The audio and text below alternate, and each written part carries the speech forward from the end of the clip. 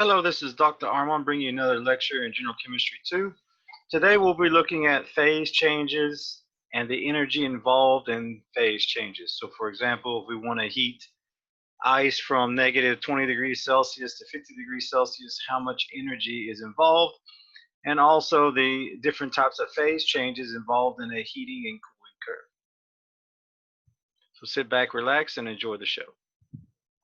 And so we'll be starting with chapter 12. This is actually part 1 of chapter 12. I was mistaken in the previous recitation session. I said we would be starting with section 3. We're actually going to be starting with section 1. And just a little review here. I always like to do review questions. So we have this compound, and we want to know if it's polar or nonpolar. And remember, polar compounds have an overall dipole moment. Nonpolar compounds have a zero dipole moment. And so here, if we look, remember, again, as we said, where the carbons intersect, where these lines intersect means there's a carbon present, and carbon likes to have 4 bonds, just like a cat has 4 legs. So when you count the number of lines around this carbon, if it doesn't add up to 4, the difference means it has hydrogen atoms attached. So this to this is a carbon-carbon bond. And so you see a lot of these are carbon-hydrogen bonds, which are nonpolar bonds. Now we look at the carbon-fluorine bond. This is a polar bond, and the dipole points from the carbon to the fluorine. And the same as this one, it points from the carbon to the fluorine. And so when you overlap these, let's see if I can do that. Not the best overlap. Let's see.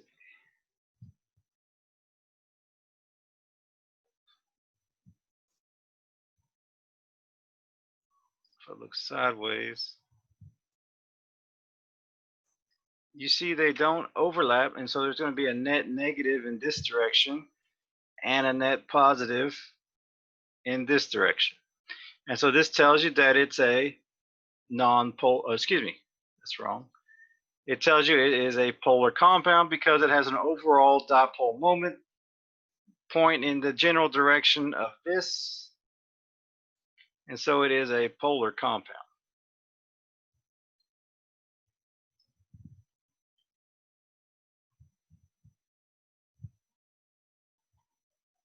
So when we talk about phases of matter,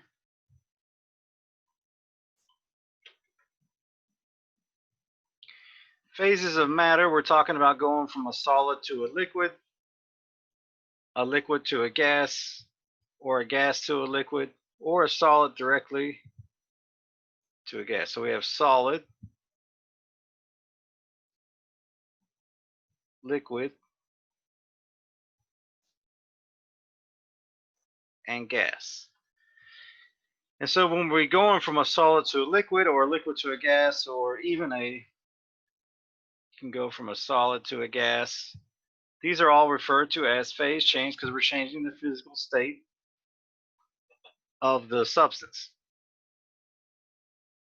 And this is a balance between potential and kinetic energy. Remember, kinetic energy is when we have molecules in motion, and so potential energy is when something is at rest or energy is stored in bonds. And so when we talk about potential energy, we're referring to the attractive forces, aka intermolecular forces, which we'll talk more about later on in this chapter, that draw particles together. So imagine if you were standing next to someone and both of you held each other's hand, you're kind of attracting yourself to them. And now that's what's holding that force, is holding you two together. And we'll call that an intermolecular force. And they can be broken. So if you have 2 water molecules that are connected by intermolecular forces, you can add enough energy to break them. And when you start adding energy, you're going to convert potential energy into kinetic energy. And so solid phase has the most potential energy because the atoms have very little movement. When you add enough energy, you start getting some movement.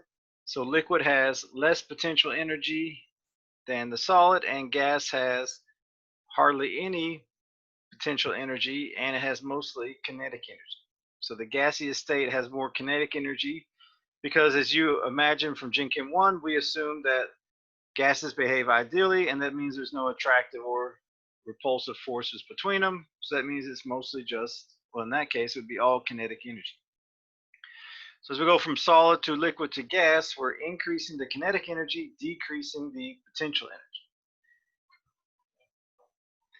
As we'll see later on, the reason there's a large amount of energy needed to go from a liquid to a gas is because we're breaking the intermolecular forces. So when we go from a solid to a liquid, we're just weakening the intermolecular forces. When we go from a liquid to a gas, we're actually breaking the intermolecular forces.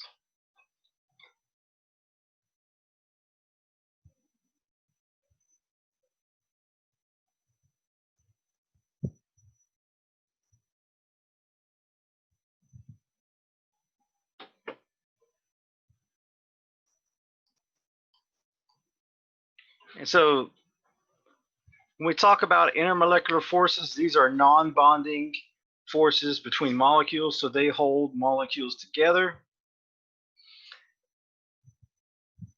And depending on the strength of these forces is dictated by the physical states. So again, when you go from a liquid to a gas, you're breaking intermolecular forces. That's why it requires a large amount of energy. So intramolecular or bonding are found within a molecule. So this OH bond is an intramolecular force.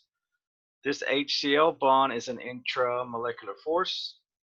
And these bonds in methanol are intramolecular force. It's only when you start interacting with other molecules that you get intermolecular forces. And so intermolecular forces are forces between different molecules. So this little dashed line here represents a hydrogen bond between an oxygen, which is slightly negative charge, and a hydrogen that's slightly positive charge. And so a hydrogen bond is not a physical bond, it's more like an electrostatic interaction between two atoms, namely oxygen and hydrogen. And as we'll learn later on, there are some other types. Here we have methanol. So again, methanol undergoes a hydrogen bond, which is the interaction between the hydrogen on one OH group interacting with an oxygen on another OH group. So that's referred to as a hydrogen bond. Here we have HCl. So HCl, one side is positive, one side is negative. And so this interaction between the negative chlorine and a positive hydrogen on a different type of, or a different molecule, refers to dipole-dipole interactions, because polar molecules have dipole-dipole interactions. And so we'll talk more about intermolecular forces later on in the chapter. Main thing the note here is, as we add more energy, when we go from a solid to a liquid to a gas, we're weakening the intermolecular forces by decreasing the potential energy, increasing the kinetic energy.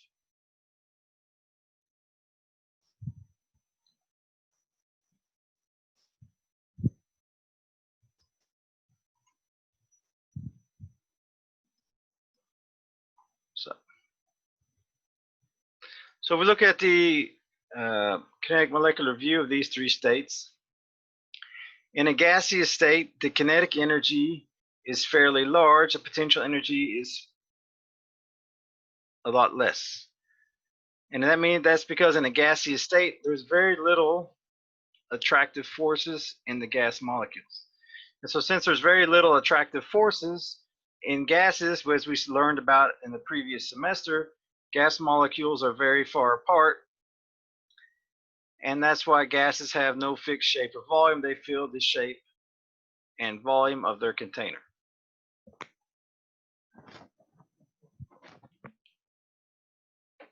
Now for liquids, the attractive forces are stronger because the particles have less freedom of movement, and that decreases the kinetic energy and increases the potential energy. So liquids, as we know, have a fixed volume but assume the shape of the container and can flow from one container to another. So if we look in the bottom picture,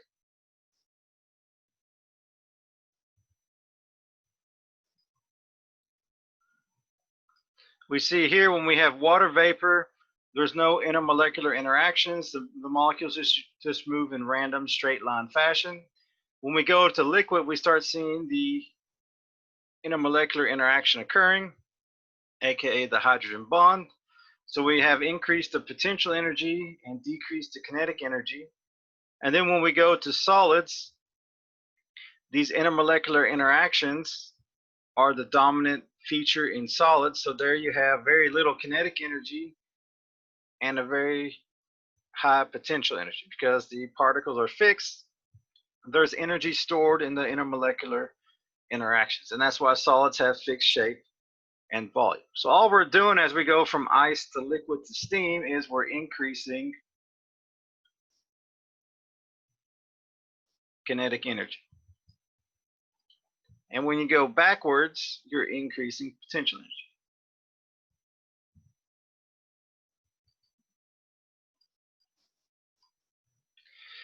So if we take a look at this question, we want to know which of the following would have the greatest potential energy. So greatest potential energy, if we draw the three physical states, we have solid, liquid, and gas.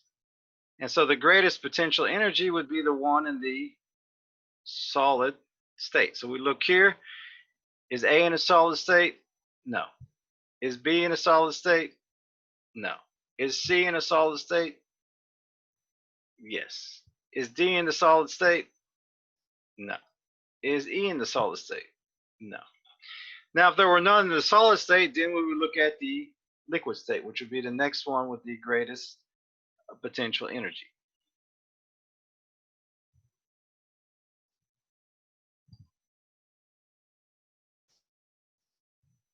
So now we want to ask the question, which one has the lowest potential energy? So again, we go solid, liquid, gas. And remember, potential energy increases when you go gas, liquid, solid. Kinetic energy increases when you go solid, liquid to gas. So if we want to know the one with the lowest potential energy, we would look to see which one is a gas. And so A is a gas, so that would have the lowest potential energy. B is a solid, we can scratch that out. C is a liquid, HI is a solid, and H2S is liquid. Since there's only one gas, the gas would have the lowest potential energy out of all the other ones listed. Now when we get into entropy, we'll actually add another dimension to this, and we'll look at the randomness in these molecules.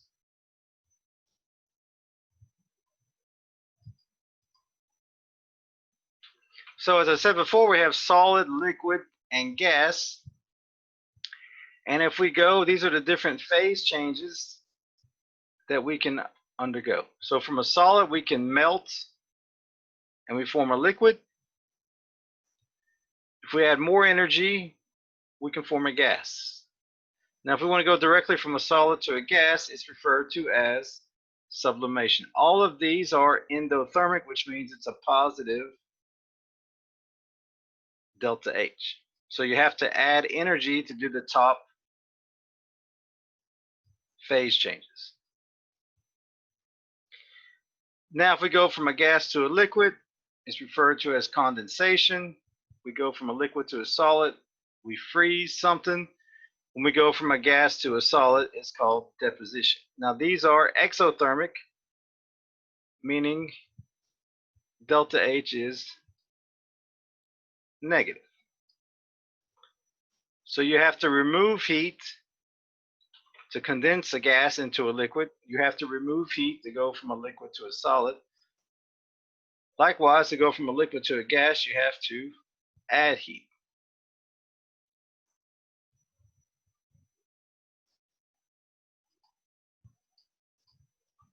So these are just some examples of phase changes. So deposition on a very cold, moist morning, you may have frost develop. Frost is the deposition of water vapor to ice.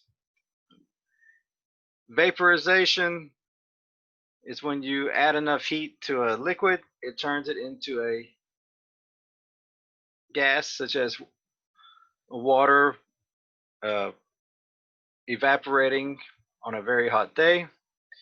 Freezing, we're removing heat from, say, for example, water, and we turn it into ice. Sublimation, if you get dry ice, if you take it out of an ice chest or out of a freezer, it'll absorb the heat from the surroundings and go directly from a gas, or excuse me, a solid to a gas. These are just some examples of phase changes. Now, when we involve phase changes, there are two types of curves. There are heating curves where we add heat and the temperature increases, and we have cooling curves where we remove heat and the temperature decreases. Now, this is a heating curve, and the heating curve, you're going to start at a lower temperature and end at a higher temperature because we're adding heat. So, for example, if we say this is, I don't know, I think this is, maybe let's say it's ethanol.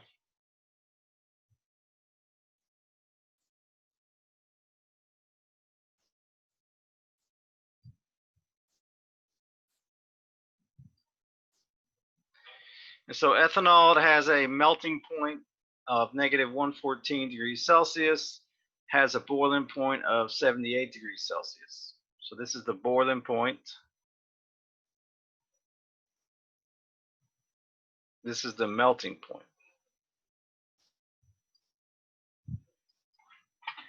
And so as we go, A is a solid phase. B is a phase transition. So in B, we're actually melting a solid into a liquid. So here we're going from a solid to a liquid, and once we get to a liquid, the temperature increases. So C, we're in the liquid state. And then once we get to here, D, we're going from a liquid to a gas, and that's referred to as vaporization.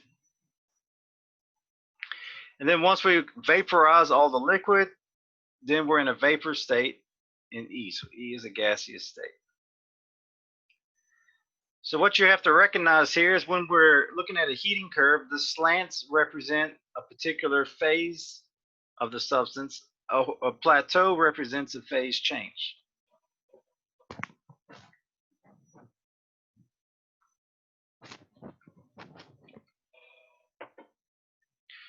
So again, slants represent a particular phase of the substance. And we know that this is a solid based on it's giving us the melting point and boiling point. Plateaus are phase changes. And so the obvious question is, and we'll get to in a second, is how much heat does it take to change ice into liquid water or water into steam? There must be some way we can calculate the amount of heat needed to convert liquid into gas, solid into liquid. Now, one thing you notice is that during a phase change, there's no change in the temperature. Temperature remains constant when you're going through a phase change.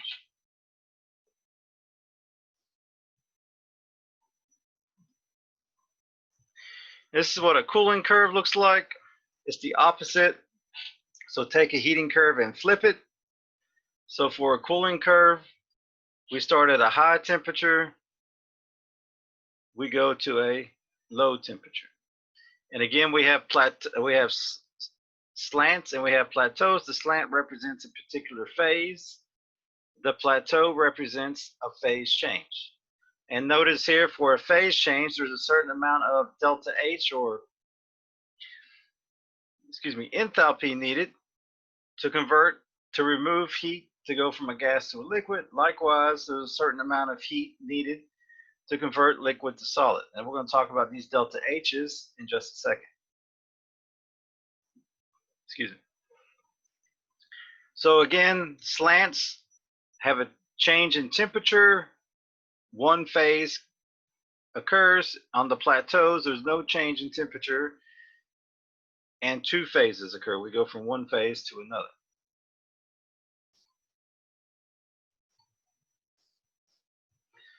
So again, this is a cooling curve. So when we go, let's say this is water, this is 100 degrees Celsius. Oh no, not there. So here we have some substances at 75 degrees Celsius, and it has another temperature at 20 degrees Celsius. So we'll say this is the melting point or freezing point, you could say that, and this is the boiling point.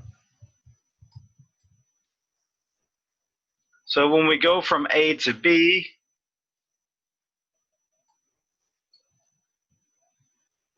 we're doing condensation because we're going from a liquid, a gas to a liquid. When we go from C to D,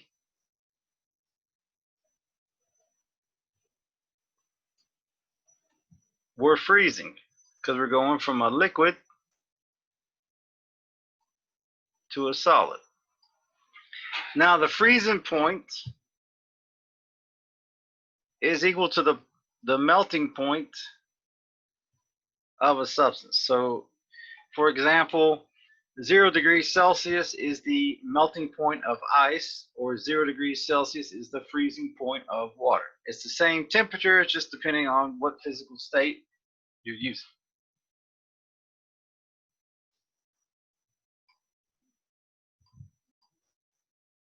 And so the way we determine how much heat is needed to convert a substance from a liquid to a gas or a solid to a liquid is by their enthalpy changes, which are in kilojoules per mole. And so we know how much heat is needed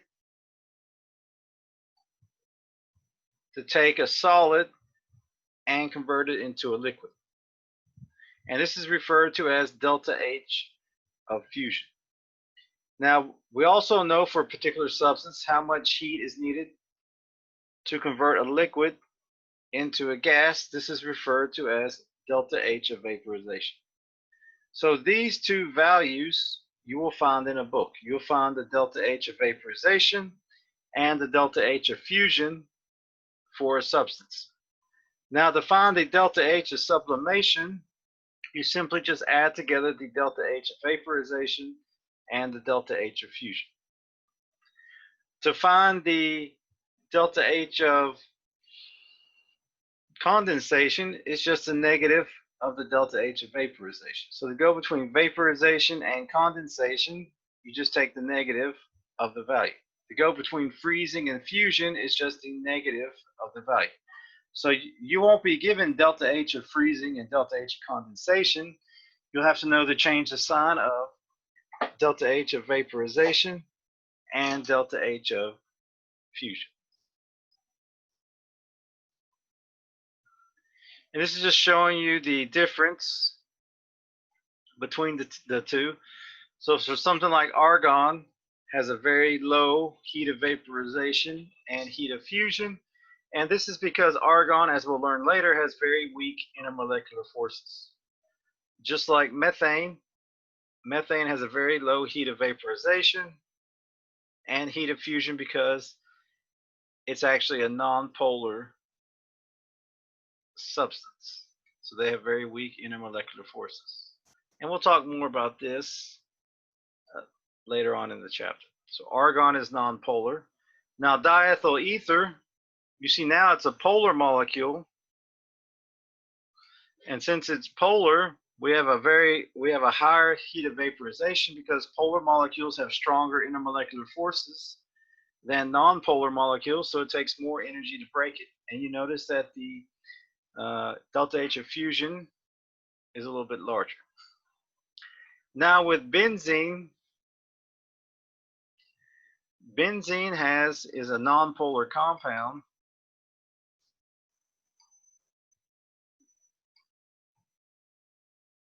but you see that its heat of fusion is larger than diethyl ether, and that's due to something we'll learn about later. That's the dispersion forces are stronger in benzene than the dipole-dipole forces in diethyl ether. Now ethanol and water are unique because those have hydrogen bonding. And you see hydrogen bonding is a very strong intermolecular force because we have very high heat of vaporizations. Now mercury has a very large heat of vaporization because remember mercury is a metal that is a liquid. So that has a different type of force that holds it together, which is very strong and takes a lot of energy to break. So you won't have to memorize these values. They'll be given to you, but you have to know how to use the heat of vaporization and the heat of fusion.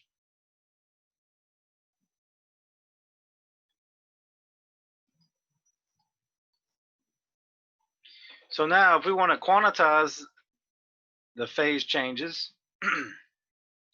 we need two equations to do this.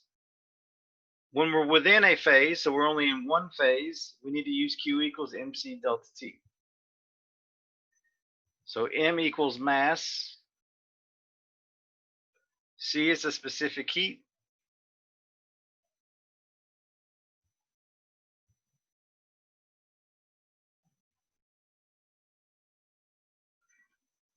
and this is phase dependent, so the specific heat of water is different than the specific heat of steam, and of course delta T is the change in temperature. Now when you're going through a phase change, you use Q equals N delta H, and delta H we talked about, N is moles. Now here, Q is put in kilojoules, and on the top one, Q is in joules. So when you're doing a problem involving both these equations, typically we convert the Q equals mc delta T answer into kilojoules and then add them together. But you got to make sure to convert them to the same unit before you write the total energy.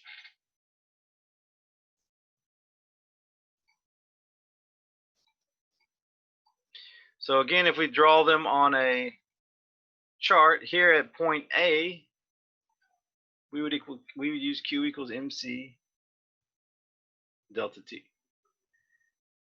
At point B,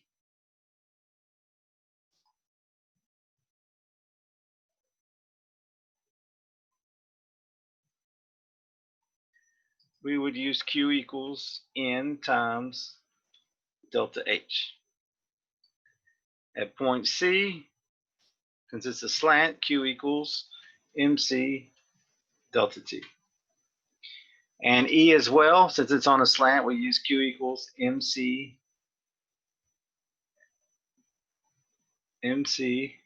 delta T. The only difference between A, C, and E is that you're going to have a different specific heat for everyone. And then for D, we use Q equals N times delta H.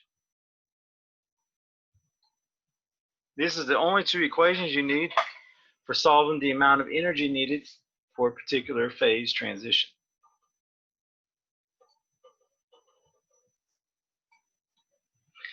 So now we're going to look at some problems. So as we go through these problems, they take a lot of calculations. I'll try to do my best to give you the correct calculations, but sometimes I may make a mistake. So if you do see a mistake, just simply shoot me an email and I can fix it on the video for future viewers. So here we want to know how much heat is required to sublime 85 grams of ice. So we want to sublime 85 grams of ice. It gives us the molar mass of ice, and it gives us the heat of vaporization, and this is actually the heat of fusion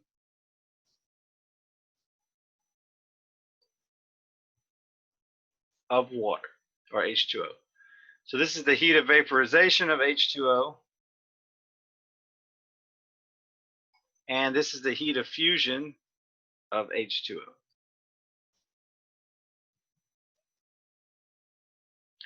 And so we want to calculate the amount of heat in kilojoules for the sublimation of 85 grams of ice. So the first step is we need to find delta H of sublimation.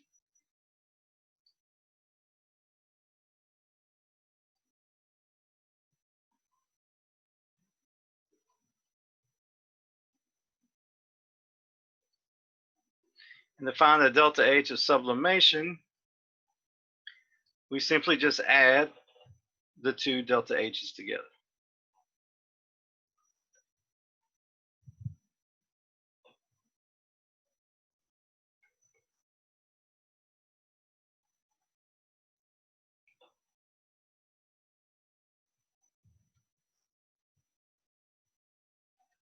And this is for H2O.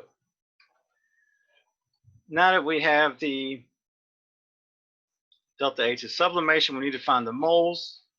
So moles equals 85 divided by 18.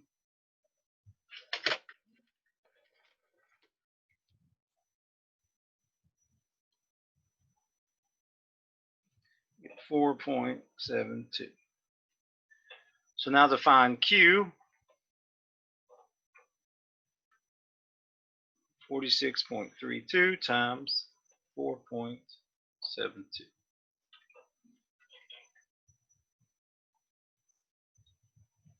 And we get 218.7. Now you might not get the exact answer I get, as long as it's in the ballpark within plus or minus 1. That's good enough. So this is how much heat is needed to sublime 85 grams of ice.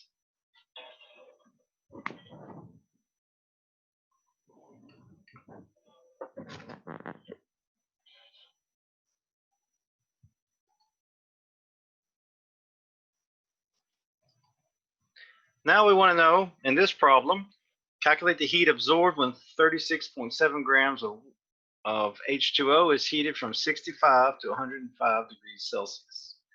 And it gives us the heat of vaporization, it gives us the heat of fusion, the specific heat of liquid, specific heat of solid, and specific heat of gas. Again, these constants will be given to you. Either you'll have to reference them from a book, they'll be given to you in a problem, so you don't have to memorize these constants. So first thing I like to do is to draw a chart or a little graph to help me illustrate what's going on. And so again, this is temperature, this is Q added, because it's a heating curve. All right. And so we're starting at 65 degrees Celsius.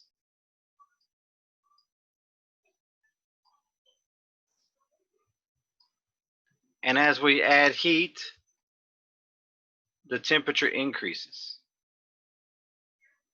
And the temperature increases until we get to the first phase change, which in water would be 100 degrees Celsius. Now for water, it may not give you the freezing point, melting point of water or of H2O or the boiling point. You have to know those.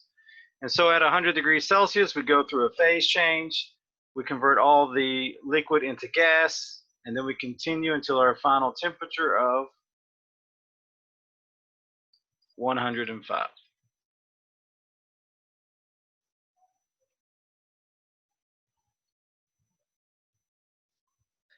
And so notice here we have 2 slants and 1 plateau. So we're going to have to calculate 3 different Qs and then add them together. So for Q1, since it's on a slant, we're going to use the mass of H2O times the specific heat of H2O liquid times the delta T of H2O liquid. So for Q1, we're only using the temperature change while it's in the liquid state, nothing else. So that'll be Q1. Q2, since we're going from a liquid to a gas, this is vaporization. So it'd be N times delta H of vape. And then Q3 will be similar to Q1, except now we'll be dealing with steam. So it's the mass of H2O, specific heat of H2O gas times the delta T of H2O gas. So again, we're going to be calculating 3 different Qs. So for Q1,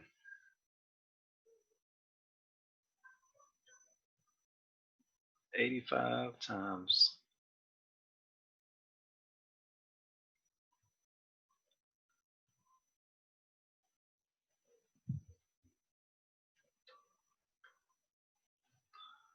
Now for Q2, we need moles, so I'm going to go over to the side and calculate moles.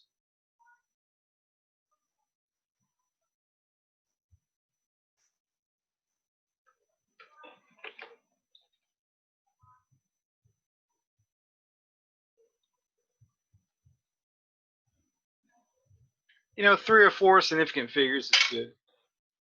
And so for Q2,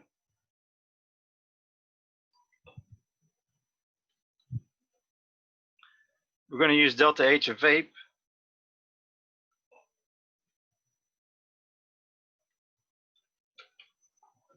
And then we need to set up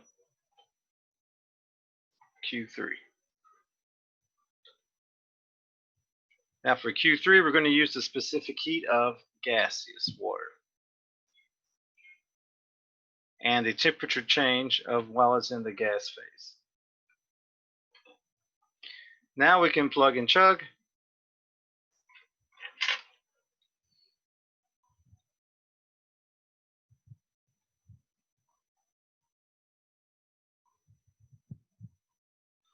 So we get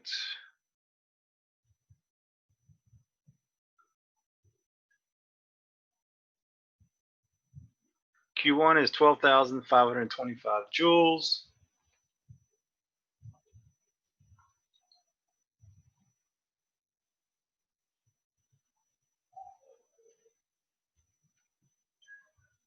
Q2 is 83.03 kilojoules.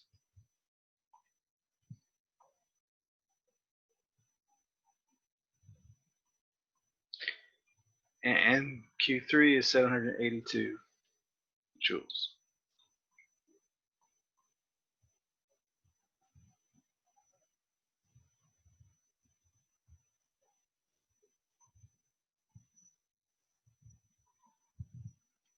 So now you'll notice that Q1 and Q3 are in joules. So now let's convert these to kilojoules. So we get 12.525 kilojoules and 0.782 kilojoules. So now we can find Q total.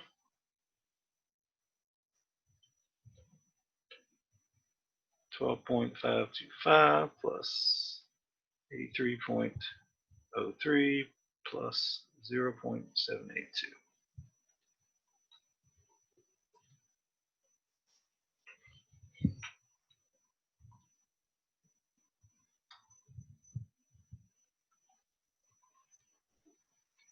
We get 96.34 kilojoules. So that's the amount of heat needed to convert 36.7 grams of water at 65 degrees Celsius to steam at 105 degrees Celsius.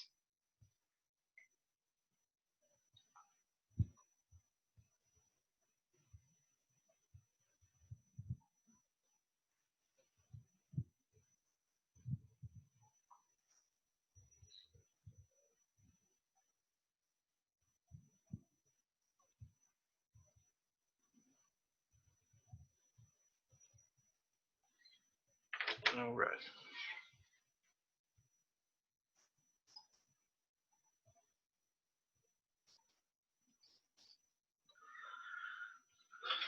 Now we want to know the amount of heat absorbed when 57.3 grams of benzene at 45 degrees Celsius is heated to 115 degrees Celsius. And it gives us the specific heats of liquid and vapor states of benzene, the boiling point, and also the heat of vaporization and the heat of fusion.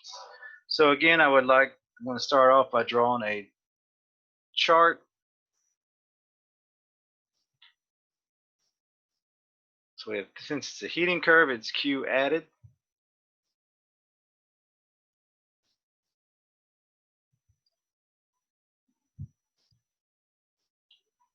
And so we're starting at 45 degrees Celsius. As we add heat, the temperature increases until the first phase change, which is at 80 degrees.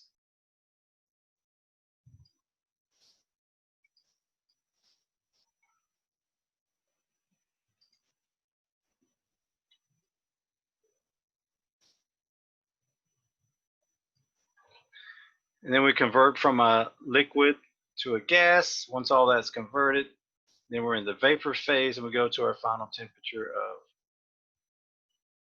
115.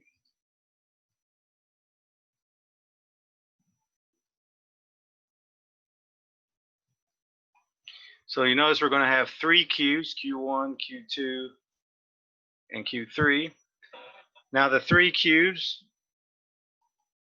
two of them, 1 and 3, are on slants, so we're going to use the Q equals MC delta T, and number 2 is on a plateau, so we're going to use Q equals N delta H. So Q1 is MC delta T, so we have the mass of benzene, the specific heat, and this is the specific heat of liquid because in stage 1 it's in the liquid state.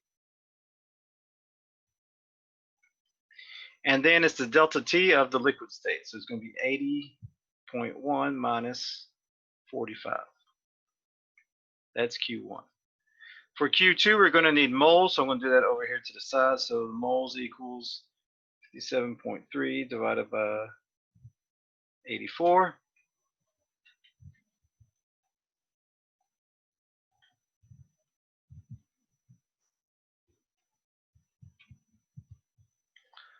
So we get 0.682. So we can find Q2.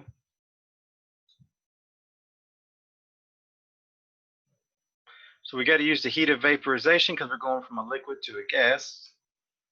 And these are of benzene, not water. Scratch that. Should be benzene. Copy and paste error there.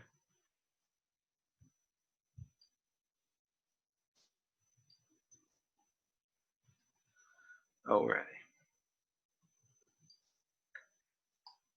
So we have 34.1 times 0.682. And then we have Q3, which is the mass of benzene. Now we use the specific heat of gas times the temperature change in the gaseous state. 115 minus 80.1. So now we can, as they say, plug and chug.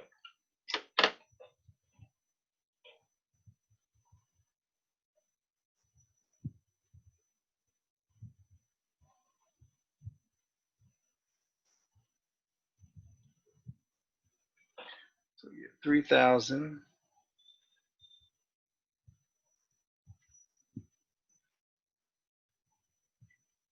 All right, I'll do Q2.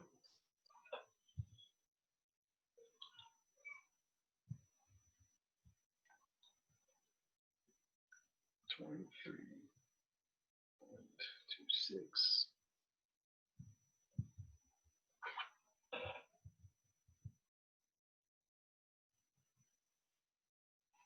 And Q3.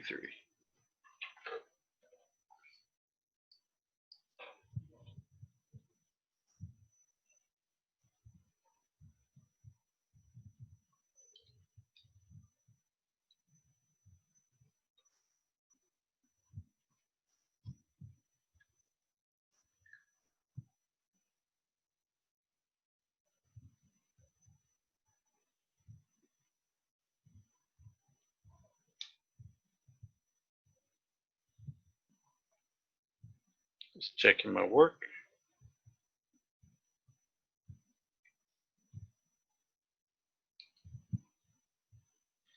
All right. So now again, Q1 and Q2 are in, or excuse me, Q1 and Q3 are in joules. We're going to convert these to kilojoules.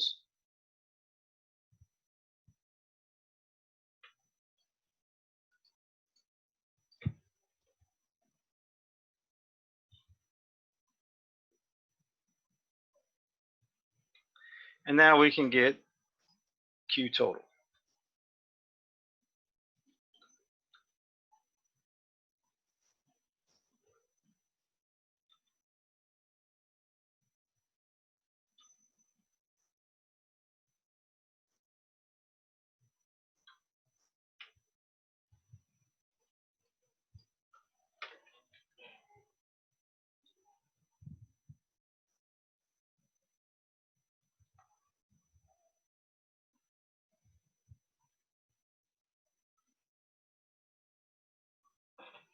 And the final answer is 29.84 kilojoules.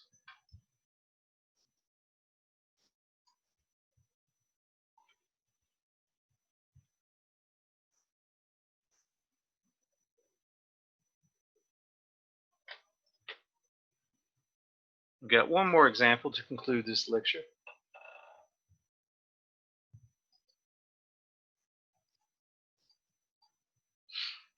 And I just wanted to do one involving a cooling curve for my last example. So here we want to know how much heat is released when 25.5 grams of steam at 135 degrees Celsius is cooled to water at 60 degrees Celsius. And it gives us the specific heats of water and steam and the delta H of vapor. So again, we're going to be drawing our chart. And so here, instead of Q added, it's Q removed. Let's put rem for short. And so we start at 135.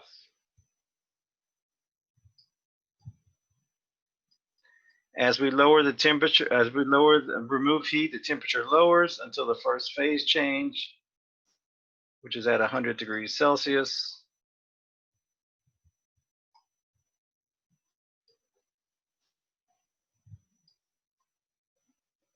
Here we convert the steam into liquid, and then we continue to decrease in temperature as we remove heat until our final temperature of 60.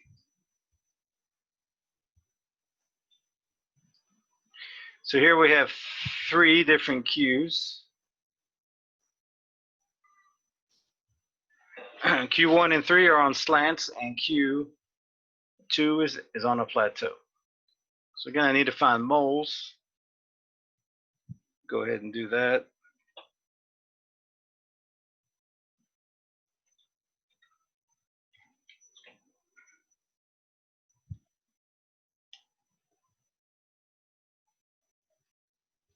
So I get about 1.42 moles. We're going to use that in a little bit. So Q1, the heat released when we go from 135 degrees Celsius to 100. Again, we only do the temperature change of when it's in this vapor state.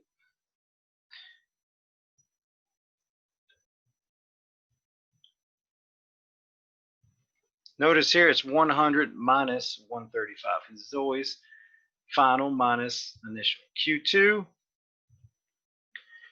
Now here we're going from a gas to a liquid. This is condensation. So the heat of condensation is actually negative 40.7 times moles. So notice I made it negative here because we're condensing, not vaporizing. That's a very common mistake students forget to do. And then Q3, the mass of water, the specific heat, and the temperature change of while it's in the water. So it'd be 60 minus 100. And make sure you write the temperature change correctly, because if not, you won't get a negative sign.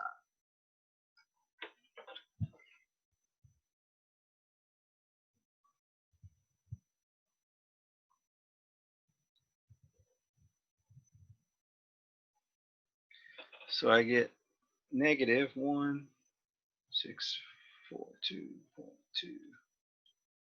joules. Then 40.7. I get negative 57.79 kilojoules. And then we get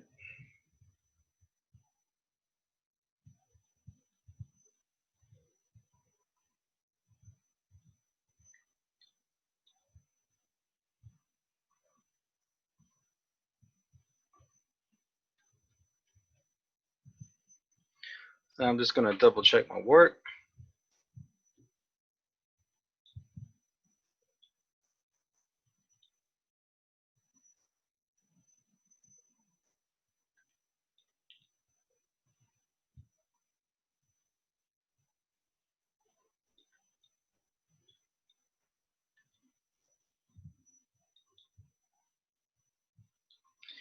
So now Q1 and Q3 are in joules. We're going to convert those to kilojoules.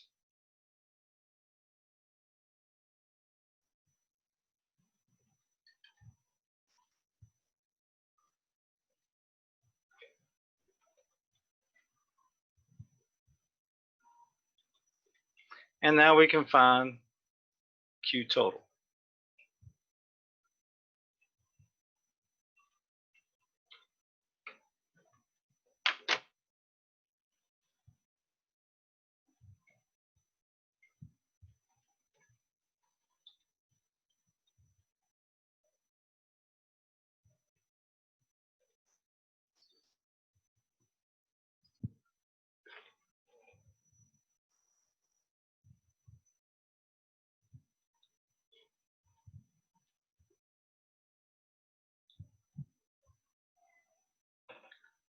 So we get negative 63.70 kilojoules. Let me just check my work.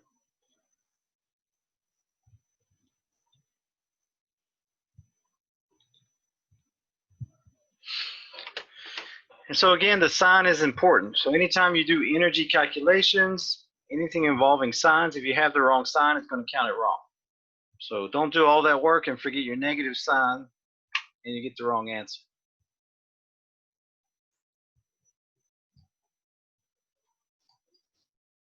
So that concludes our lecture over phase change and calculating the amount of energy for a particular phase change. Again, I recommend that you watch this video again, pause it before the practice problems, try to work out the practice problems, and then continue to see if you did it correctly. On that note, until next time, Dr. Armand signing off.